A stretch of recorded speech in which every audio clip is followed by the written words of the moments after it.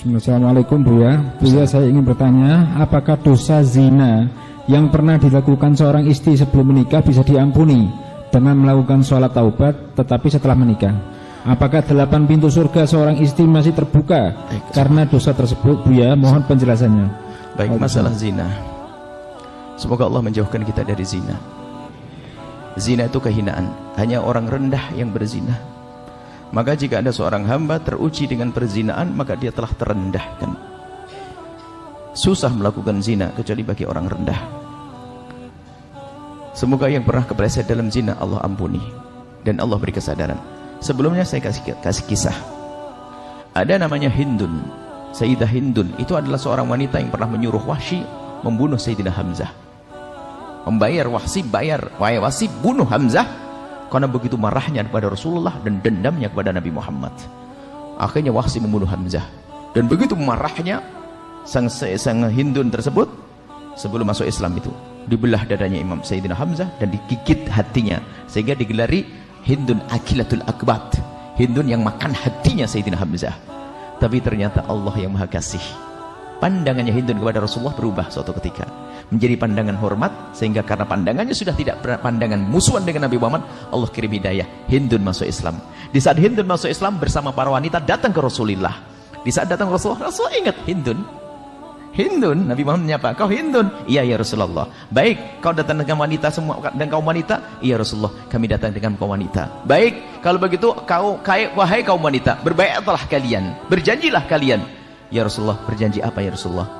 Berjanjilah kalian untuk tidak menyekutukan Allah. Kami berjanji untuk tidak menyekutukan Allah. Apalagi ya Rasulullah? Berjanjilah kalian untuk tidak mencuri. Kami berjanji untuk tidak mencuri. Apalagi ya Rasulullah? Berjanjilah kalian untuk tidak minuman keras. Kami berjanji untuk tidak minuman keras. Apalagi ya Rasulullah? Berjanjilah kalian untuk tidak berzina. Diam. Hindun mengangkat suara, ya Rasulullah, atasdil hurratu ya Rasulullah, apakah kebayang orang seperti saya melakukan zina? Kok suruh berjanji tidak berzina? Apakah kebayang? Bagi orang mulia susah melakukan zina. Wanita mulia susah melakukan zina. Baik. Akan tapi mungkin ada orang yang kepleset dalam zina. Artinya seperti itu. Jadi harus tahu kemuliaan diri. Susah melakukan zina. Nggak gampang melakukan zina. Karena seorang wanita yang melakukan zina, dia rela direndahkan, digagai, direndahkan oleh kaum laki-laki. Rendah tanpa harus dengan akad dan sebagainya.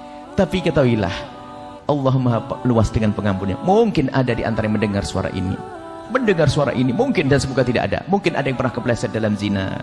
Allah Maha luas dengan pengampunannya. Sebesar apapun dosa tersebut, ketahuilah, kalau minta ampun kepada Allah dengan serius, at-taibu minadz-dzambi kaman la dzambalah. Orang bertobat dari dosa seperti orang tidak pernah punya dosa. Apalagi dosa terjadi dulu pada masa mudanya. Akan tapi urusan perzinaan secara tobatnya yang pertama adalah sembunyikan dari manusia. Jangan sampaikan kepada siapapun dari bangsa manusia. Manusia tidak bisa mengampuni, manusia hanya bisa mencaci dan menghinakan kita. Anda, kalau ada pernah kepleset, tutup aib tersebut. Jangan ceritakan kepada siapapun. Jangan kepada calon suami, jangan kepada siapapun. Tutup. Ada seorang datang ke Rasulullah, ya Rasulullah, halaktu wa qad zanaitu fatahhirni. Ma'is. Ya Rasulullah, aku kepleset dalam zina, sucikan aku ya Rasulullah. Nabi mengatakan, la'allaka lamasta. Mungkin kamu tidak sampai zina. Dialihkan Nabi, mungkin hanya bersentuhan saja. Tidak ya Rasulullah, aku berzina. La'allaka qabbalta. Mungkin kamu hanya mencium saja. Tidak ya Rasulullah, aku melakukan. La'allaka fakhatta. Mungkin di antara dua paha saja. Tidak ya Rasulullah, aku melakukannya. Baru setelah yang keempat, ditegakkan hukum kepadanya. Artinya apa? Urusan perzinaan hendaknya kita tutup. Sebab aibnya zina bukan seperti yang lainnya. Orang kafir masuk Islam mu'allaf, cucu masih bisa bangga. Ayahku mu'allaf, kakekku mu'allaf. Tapi kalau seorang cucu punya kakek berzina, akan nempel aib itu di jidatnya sampai kapanpun. Maka takutlah kepada zina. Ada pintu halal, kenapa harus masuk zina? Tapi apapun bentuknya, mungkin ada orang yang pernah kepleset dalam zina. Anda bertobat, minta ampun kepada Allah. Syarat tobat yang pertama urusan zina, jangan cerita kepada siapapun dari bangsa manusia. Kalau Anda pernah bercerita, sudah cukup untuk dia saja yang tahu. Selebihnya jangan. Kemudian setelah itu mengadulah di tengah malam kepada Allah dengan tetesan air mata. Sebab-sebabnya menjadikan Anda terjatuh zina, Anda jauhkan semuanya. Kalau Anda menyesal dengan sungguh-sungguh, maka ketahuilah, at-taibu minadz-dzambi kaman la dzambalah. Orang bertobat dari dosa seperti orang yang tidak pernah punya dosa. Maka yang pernah kepleset dalam zina, jangan kecil hati. Allah Maha luas dengan pengampunannya. Dengan catatan kita memang rindu pengampunan dari Allah, mengadu kepada Allah. Sebanyak apapun zina yang pernah dilakukan, sebesar apapun dosa yang pernah dilakukan, maka ketahuilah kalau sudah tobat Allah akan ampuni. Allah akan ampuni. Maka jangan gampang cerita tentang masa lalu yang busuk, masa lalu hina. Yang lalu biar berlalu. Menangis kepada Allah bisa diampuni, bertanya. Apalagi itu kejadian sudah lama. Akan tapi lebih dari itu yang perlu kami ingatkan, yang sudah menikah, seorang wanita zaman ini kami mendapatkan pengaduan mengerikan sekali, wanita-wanita gara-gara ada WA grup teman SMA mulai tergoda keluar dari kesetiaan kepada suaminya. Ini banyak, ada yang terjadi. Jadi anak ibu-ibu sudah umur 55, ada ibu-ibu umur 60 tahun, subhanallah, dihinakan oleh hawa nafsunya gara-gara grup WA, grup reuni SMA zaman dahulu, sehingga terkenang dengan tak taunya sudah menjadi duda dia, tak taunya ada WA dan sebagainya. Sudah tua sampai anaknya kebingungan mengurusi ibunya, tak taunya lebih senang lari dan melakukan kehinaan zina. Hati-hati, bahkan punya suami karena dia wanita direndahkan. Akan tapi takutlah kepada Allah. Jaga kalau punya grup WA, hati-hati. Jika ada yang mengajak masuk neraka, jangan mau. Urusan syahwat itu ya, jangan sampai masuk kepada pintu zina, jangan dekati zina. Naudzubillah. Kadang belum tentu orang tersebut lebih bagus, akan tapi setan yang menjadikan bagus. Mungkin suaminya lebih segala-galanya, cuman gara-gara seorang perempuan tidak pernah menjaga matanya, sehingga dia akan tergoda lalu melakukan keharaman dengan laki-laki lain yang mungkin lebih rendah dari segala-galanya, akhlaknya, kegantengannya dan segalanya. Karena apa? Setan yang menghiasinya. Takutlah ini masalah ini. Banyak pengaduan-pengaduan seorang istri, bahkan seorang istri yang ngadu dengan dirinya sendiri yang mengadu.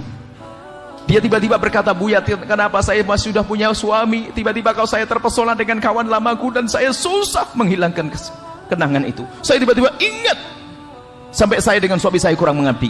Dia insaf. Ngadu yang gak insaf, bablas dia dalam kehinaan. Begitu juga kaum laki-laki, hati-hati, jangan gampang melihat yang haram, menjadikan sebab di rumah kita tidak indah. Mata laki-laki yang sering nonton yang haram, film porno, ngelihat perempuan buka aurat dan sebagainya, itu menjadikan kurang semangat dengan yang halal di rumahnya. Karena dia telah dikuasai oleh hayalan-hayalannya yang tidak ada pada istrinya, dan itu menjadi sebab kurangnya keindahan dalam rumah tangga. Maka jaga mata kita, jangan masuk wilayah zina, jangan mendekati zina dengan nonton film-film kotor dan seterusnya. Inilah ya, insya Allah Maha Pengampun. Allah Maha Pengampun. Yang pernah kepleset dalam zina segera ngadu kepada Allah, minta ampun, dan jangan ceritakan kepada siapapun dari bangsa manusia. Cukup antara anda dengan Allah, selesai. Bahkan tidak disunahkan kalau seandainya ada negara Islam, tidak disunahkan kita ikrar untuk dicambuk dan dirajam, nggak disunahkan. Disunahkan untuk menutup. Kenapa? Ini lebih aman. Kenapa? Dia tidak hidup sendiri. Agar apa? Agar anaknya tetap terhormat, agar keluarganya tidak tetap terhormat. Tapi kalau sudah dia dirajam, biarpun dirajam itu masuk surga, maka keluarganya akan berkata, "Oh, nenekmu ya itu, ibumu ya itu." Di zaman sekarang tidak mustahil ada orang merendahkan. Pada zaman Nabi ada. Waktu kisah Ghamidiyah itu, setelah dirajam oleh Rasulullah, mati, dirajam, ada sebagian berkata, "Mici, mati dalam keadaan dirajam karena zina." Direndahkan. Nabi marah. Kalau seandainya ditimbang tobatnya perempuan ini dengan amalnya ahli Madinah, niscaya lebih besar beratnya tobatnya wanita ini. Artinya tidak boleh direndahkan kalau orang bertobat. Hati-hati. Kemudian setelah itu, tolong jangan sekali-kali membicarakan orang berzina. Menggunjing orang berzina, dosanya besar sekali. Naudzubillah. Khawatir kita diuji oleh Allah dengan kehinaan yang serupa. Kalau anda mendengar berita perzinahan, bahkan kalau ada orang bercerita kepada anda tentang perzinahan, tutup. Biar kita saja yang tahu, selesai. Jangan cerita ke siapapun. Inilah cara bertobat dari zina. Semoga Allah menjauhkan kita dari zina. Ada pintu halal, ada cara nikah yang gampang. Kalau belum berani resepsi, ya yang gratisan, ya nggak pakai resepsi dulu lah. Yang penting nyembelih ayam kayak gitu sudah beres. Jangan masuk wilayah zina. Hati-hati ya. Zina adalah hina dan hina. Pintu halal mudah. Kalau ada yang menikah hari ini, tak nikahkan depan Habib Jalan, langsung nikah Habib. Sekarang nikah hal kok repot. Kenapa harus masuk pintu yang haram? Haram, nikah gampang. Datang ini selesai nikah. Masalah resepsi mungkin nanti setelah punya cucu, gak apa-apa. Repot nikah kok jadi halal itu penting, haram itu yang bahaya. Zina adalah hina, selesai. Bulan depan nikah masal datang saya. Ya, insya Allah. Ya mau daftar silakan, Ustaz ya.